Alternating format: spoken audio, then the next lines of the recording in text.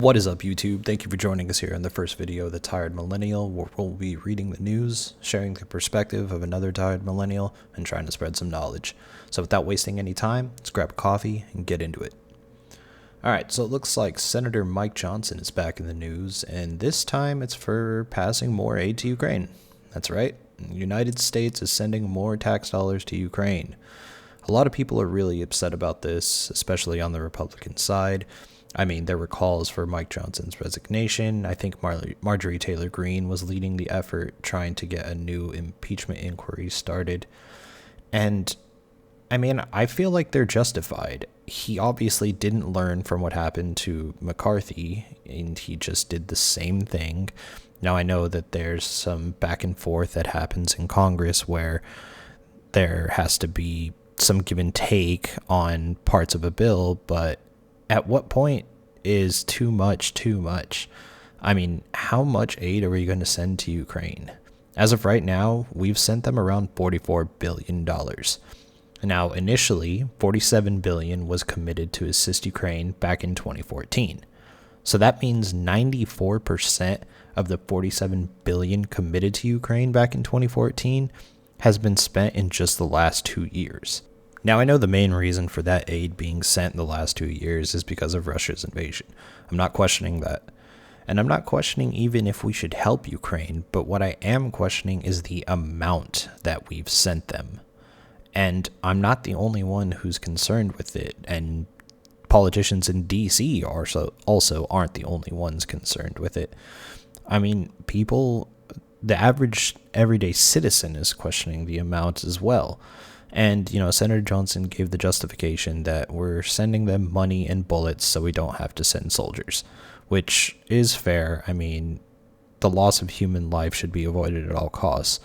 But when you look at how much money we've sent them so far, it's actually kind of ridiculous. Since February of 2022, the United States has provided $44.2 billion. But that doesn't include the $48.43 billion that was passed with the National Security Act back in February, or the $60 billion that is now headed to the Senate. So, for those of you not keeping track, that's just shy of $150 billion in aid to Ukraine. And that doesn't even include the humanitarian and economic relief we've sent.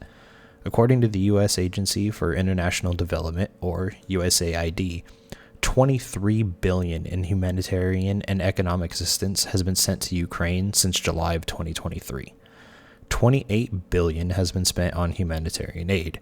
So, food, medicine, clothing, shelter, all that good stuff. But here's the kicker. $20 billion has been spent on economic aid to strengthen Ukraine's industries, job creation, and exports.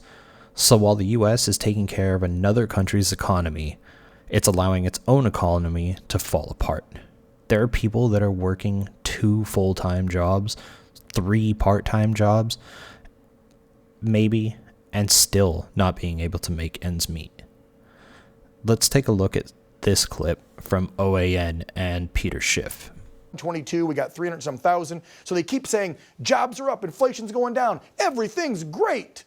That's not the true story, is it, Peter? No, I mean, first of all, the only reason that jobs are going up is because people are forced to take 2 or 3 jobs. Yes. Because prices keep going up and their paychecks are not. And of course, we've been replacing full-time jobs with part-time jobs. So the numbers would favor extra jobs. But today's inflation report was a disaster. It really confirms what I've been warning for months now, that inflation is bottoming, that we're not at the peak, but we're at the trough. And we never got to 2%.